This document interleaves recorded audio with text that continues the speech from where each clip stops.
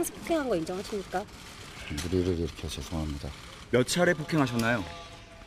성실히 조사받도록 하겠습니다. 심석희 선수 말고 다른 선수도 때렸습니까? 성실히 조사받도록 하겠습니다.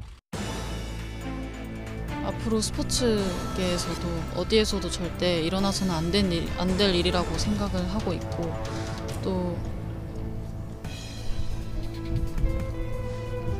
그러기 위해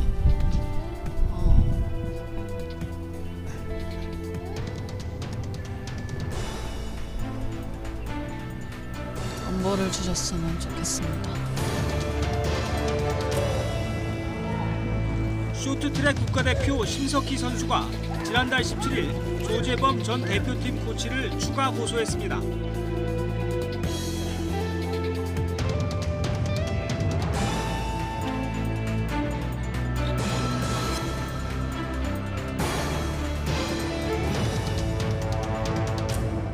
범행을 저지를 때마다 운동 그만두고 싶으냐 이런 협박과 무차별 폭행에 시달렸다고 하거든요. 네네. 이 폭행의 기간이 상당했다는 점, 또 이 거부하기 힘든 우월적 지위를 이용해서 성폭행과 폭행이 있었다는 점을 보면은 네네. 심석희 선수에게 조재범 전 코치는 아마도 이 정신 세계를 완전히 망가뜨린 악마 같은 존재가 아니었을까.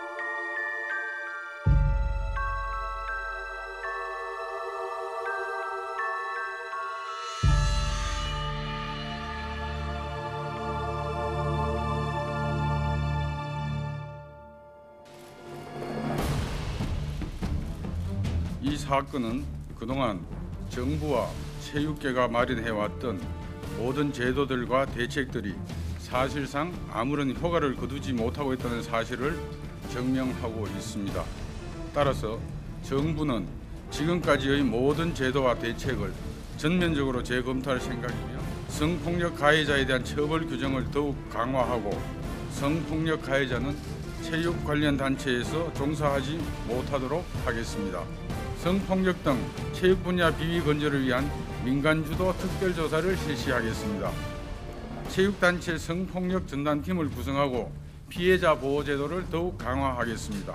선수촌 합숙훈련 개선 등 안전한 훈련 여건을 마련하고 성폭력 예방책을 강화하겠습니다. 우리 사회의 소중한 자원인 우리의 스포츠 선수들이 더 이상 이런 야만적인 상황에 노출되지 않도록 정부는 앞으로 가능한 모든 수단을 동원할 생각입니다.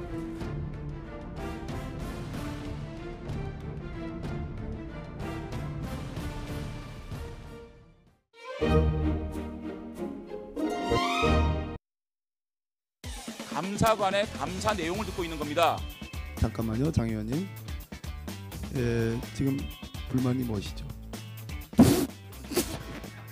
죄송합니다, 웃어가지고. 자유한국당에도 이런 말씀 꼭 드리고 싶어요. 영원히 집권 안 하실 생각이에요?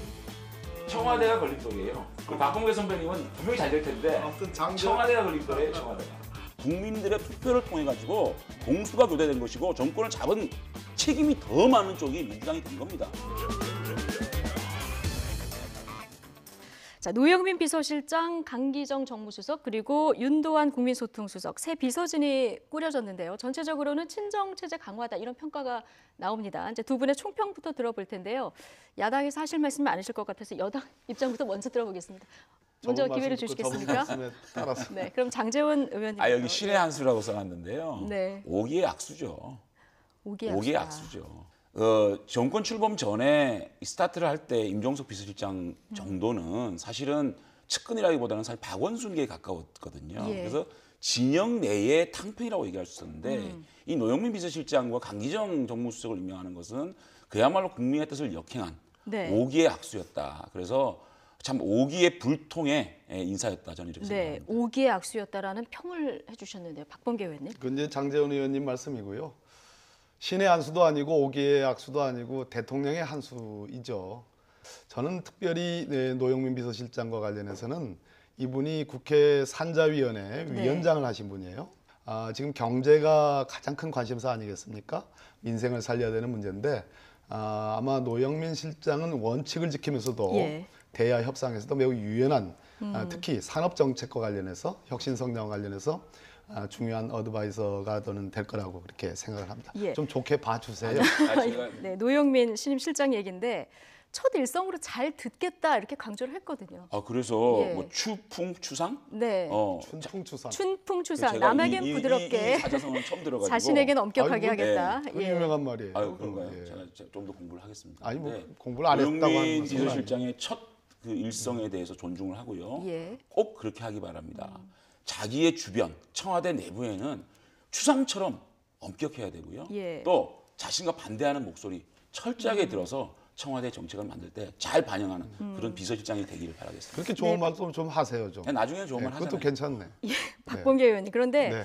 이제 노영민 신임 비서실장 같은 경우는 뭐 시집 강매라든가 그동안 여러 가지 좀 잡음이 좀 있었거든요. 그럼에도 불구하고 중용해야만 했을 이유가 있었을까요? 그 사건들은 다 뭐 수사도 됐는데 다 무혐의가 네. 다 된 사건들이고요.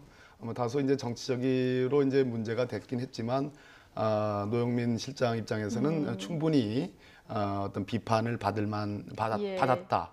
그래서 이제 그 문제를 이제 넘겨가는 것 같고요.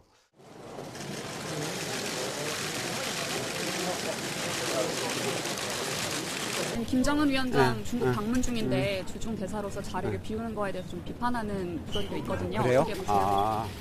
그 모든 것에 대해서는 이미 다 마무리하고 오는 길입니다. 조금 늦게 오면 어땠을까 이런 얘기도 나오거든요. 이 부분은 어떻게 보십니까? 그거는 그 제가 아는 상식 범위 내에서는 잘 모르는 말씀입니다. 왜 그런 거 아니? 현재까지도 김정은 위원장이 북경을 방문해서 시진핑과 뭐 만찬도 하고 공식 회담도 하고 있는데 모든 내용들이 전혀 비밀에 붙여져 있어요. 하나도 나오질 않습니다. 그러니까 적어도 초기 세팅, 그러니까 김정은 위원장이 북경을 오고 그러한 과정들을 대사로서 정보를 수집하고 그런 것을 본국에 보고하고라는 그런 초기 세팅은 아마 충분히 다 하고 왔다고 본인이 말씀을 했어요. 바로 그 지점이라고 생각합니다. 김정은 위원장이 중국을 방문하는 시점에 현직 중국 대사가 청와대 비서실장으로 이렇게 급하게 발표를 해야 되는 이유가 뭘까? 그만큼 청와대가 기강이 해이해지고 청와대에 뭔가를 좀 이렇게 다시 새롭게 해야 되는 그야말로 경질을 해야 될 이유가 있기 때문에 급하게 소환한 거거든요.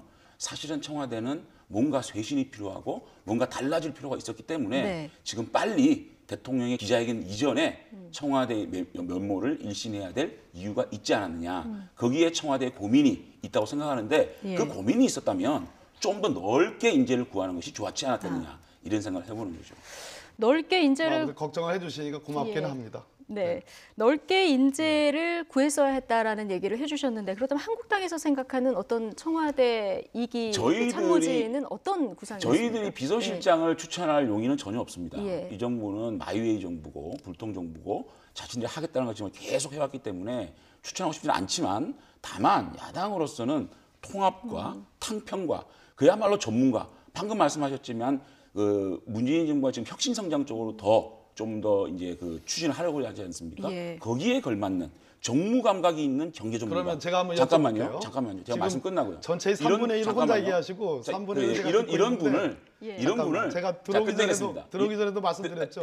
그럼 다시 안 나온다고 얘기했어요. 제가 시간을 공평하게 체킹을 하겠습니다. 그런 분을 좀 추천했으면 좋았지 듣고 있었는데 그러면 좋아요. 탕평 인사, 통합 이런 말씀도 하시고 전문가형 이런 말씀을 하셨어요. 그러면 제가 한번 여쭙겠습니다.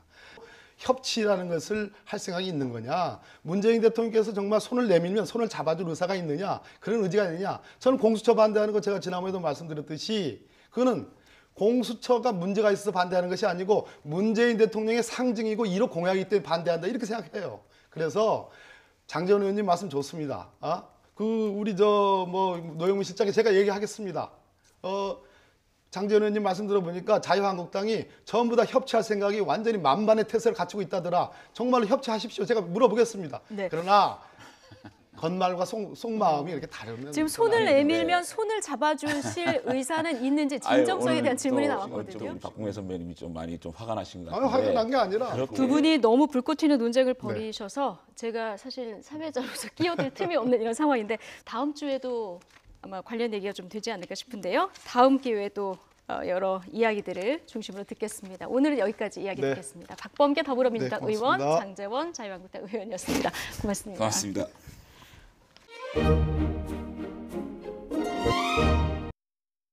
따사로운 빛이 될게요.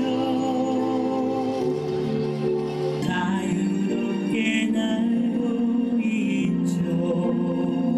나는 천개의 바다. 경기 이제 그만. 우리가 네.